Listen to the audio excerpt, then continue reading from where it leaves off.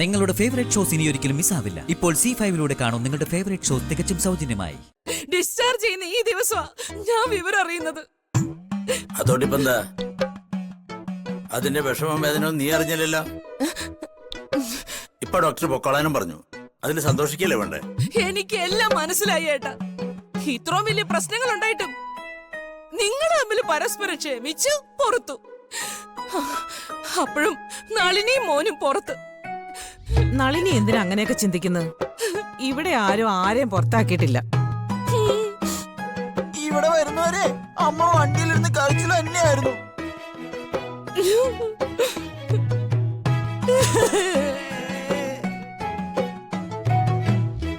അമ്മയ്ക്ക് എന്തെങ്കിലും പറ്റി പോകുന്നവരെ ഞാൻ പേടിച്ചു. അതിനെ കുറിച്ച് നീ പേടിക്കണ്ട. അമ്മയ്ക്ക് അങ്ങനെ പെട്ടെന്നൊന്നും പറ്റില്ല. കണ്ടോ കണ്ടോ, സുഖമില്ലാതിരിക്കുന്ന ഏട്ടൻ പോലും ഈ അവസ്ഥയിൽ എന്നെ കുറിച്ച് പറയുന്നു കേട്ടില്ലേ? നീ അത് വിട്ടുകള നളിനി. ശിവാനന്ദ, നമുക്ക് എല്ലാവർക്കും കൂടി വീട്ടിലേക്ക് പോകാം.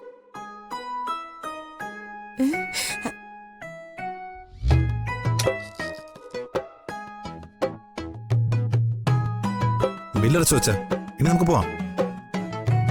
ഞാൻ പറഞ്ഞു കേട്ടോ, കുറച്ചു ദിവസം എല്ലാവർക്കും കൂടി വീട്ടിൽ നിൽക്കാം.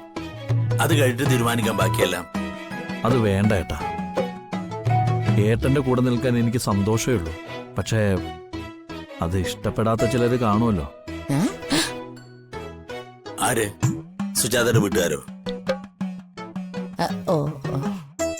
ആ കാര്യം ഞാൻ പറഞ്ഞല്ലോ. വല്യച്ഛ, ഞങ്ങള് വല്യച്ഛന്റെ കൂടെ നിൽക്കുന്നത് എങ്ങനെയെങ്കിലും നിത്യേച്ചയെ ബാധിച്ചാലോ? ഏയ്, അങ്ങനെയൊന്നും ഇല്ല മോളെ. ഒരു കുഴപ്പമില്ല.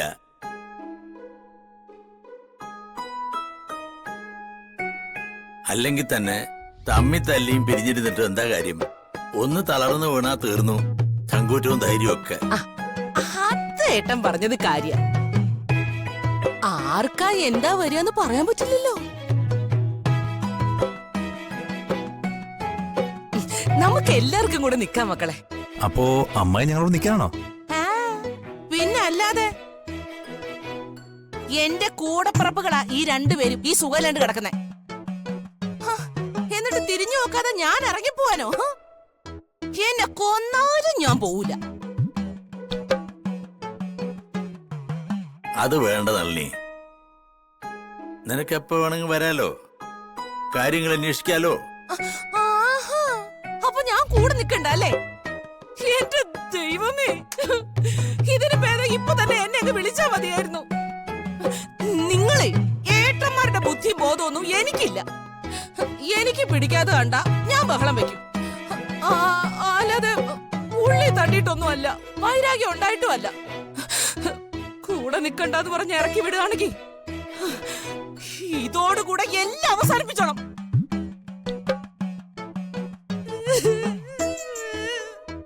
ഞാൻ എവിടെയെങ്കിലും കിടന്ന് ചത്താ പോലും എന്നെ അന്വേഷിച്ച് ആരും വരണ്ട. എന്നെ എവിടെയെങ്കിലും ഇവൻ വലിച്ചുകൊണ്ടേ കുഴിച്ചിട്ടോളും. എന്താ ചെയ്യേ? ഇവളോട് എങ്ങനെയാ പറഞ്ഞ മനസ്സിലാക്ക? ഇവളോട് വരട്ടെ. പക്ഷെ നളിനി, ഞാനായിട്ടും നീയായിട്ടും ഉണ്ടാക്കിയ പ്രശ്നങ്ങള് ഏട്ടന്റെ മനസ്സിൽ ഇപ്പോഴും കിടപ്പുണ്ട്. ഏട്ടന്റെ വീട്ടിലേക്ക് നമ്മൾ ഒന്നിച്ചു പോകാൻ തീരുമാനിച്ചിട്ടുണ്ടെങ്കിൽ അതൊക്കെ തേച്ച് മാച്ച് കളഞ്ഞിട്ടാവണം. കളഞ്ഞു? ഞാൻ എപ്പോഴേ കളഞ്ഞു. ഇനി നമ്മുടെ കുടുംബത്തിൽ ഒരു പ്രശ്നം ഉണ്ടാവില്ല. ഇങ്ങോട്ട് വന്നോട്ടെ. എന്റെ മോനാണ് സത്യം. ഒരു പ്രശ്നവും ഞാൻ ഉണ്ടാക്കൂല.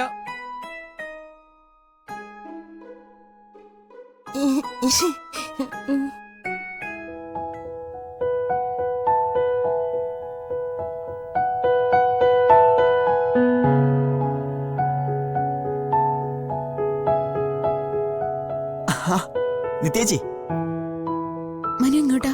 ചേച്ചിയെ കാണാൻ തന്നെ. എന്നെയോ? നിത്യേച്ചി സാറ് ചേച്ചി വിളിച്ചിരുന്നില്ലേ? അവിടെ ഒന്ന് രണ്ട് ഗസ്റ്റുകളുണ്ട്. സാറേച്ചി അവരോട് സംസാരിച്ചോണ്ടിരിക്കുക. ഏതോ പ്രൊഡക്ഷന്റെ ആളുകൾ എന്തോ അത്യാവശ്യം എന്താന്ന് ചേച്ചിയോട് ചോദിക്കാൻ എന്നോട് പറഞ്ഞു. അയ്യോ, അത്ര തിരക്കുള്ള കാര്യമൊന്നുമല്ല. എന്നാലും പറ. സാറ് പുറത്തു പോകുമ്പോ ഒരു കത്ത് പോസ്റ്റ് ചെയ്യുമെന്ന് ചോദിക്കാനായിരുന്നു. ഇതാണോ വലിയ കാര്യം? ഞാൻ ഇപ്പൊ പുറത്തു പോകുന്നുണ്ട്, ഞാൻ പോസ്റ്റ് ചെയ്യാം. മനുവിനത് ബുദ്ധിമുട്ടാവില്ലേ? ഓ പിന്നെ, ഒരു കത്തെന്ന് പറഞ്ഞാ വലിയ ഭാരമല്ലേ. ഞാൻ ഏതേലും അണ്ണാച്ചി ലോറി വിളിച്ചോണ്ട് പോക്കോളാം, അതാവുമ്പോ എളുപ്പമാവുമല്ലോ. നീ കളിയാക്കൊന്നും വേണ്ട. കത്തിങ്ങതാ, ഞാൻ പോസ്റ്റ് ചെയ്തോ. എന്നാ ഓക്കെ, ഞാനിത് പൊട്ടിച്ച് വായിക്കൊന്നുമില്ല കേട്ടോ, പേടിക്കണ്ട. പൊട്ടിച്ചു വായിച്ചാലും കുഴപ്പമൊന്നുമില്ല. ഓക്കെ ചേച്ചി.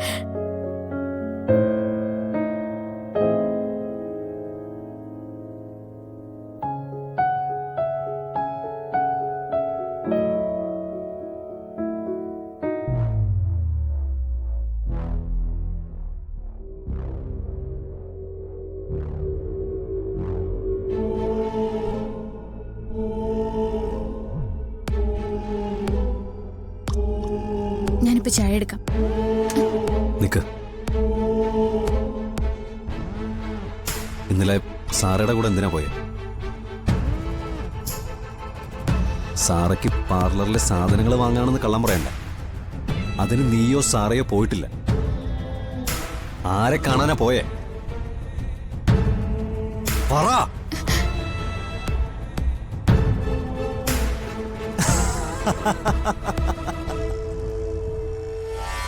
പറയാനുള്ള കള്ളാലോചിക്കാണോ നീ?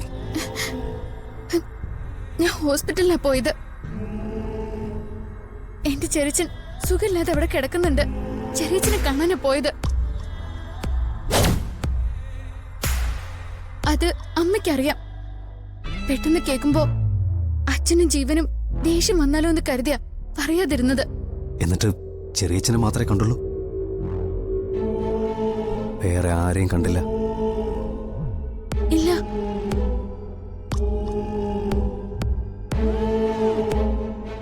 ചെറിയച്ഛനെ കാണാൻ പോയത് പറയാം, പക്ഷെ മനുവിനെ കാണാൻ പോയതും സംസാരിച്ചതും പറയാൻ നിനക്ക് ബുദ്ധിമുട്ടല്ലേ? അതിനർത്ഥം നീ എന്തോ ഒളിക്കുന്നുണ്ടെന്നല്ലേ? നീ പറയുന്നൊക്കെ കള്ളമാണെന്ന് എനിക്കറിയാം. ഞാൻ ഒരു കള്ളവും പറഞ്ഞിട്ടില്ല.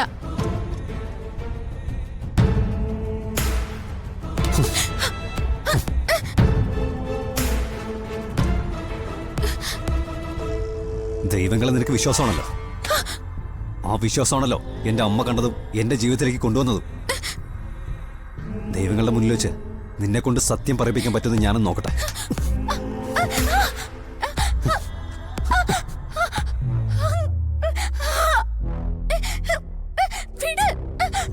പറ. പറ. ആരെ കാണാൻ വേണ്ടിയാ നീ സത്യത്തിൽ ഇറങ്ങിയത്?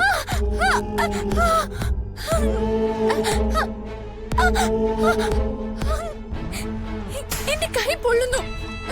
പൊള്ളട്ടെ, പൊള്ളി വീർക്കട്ടെ.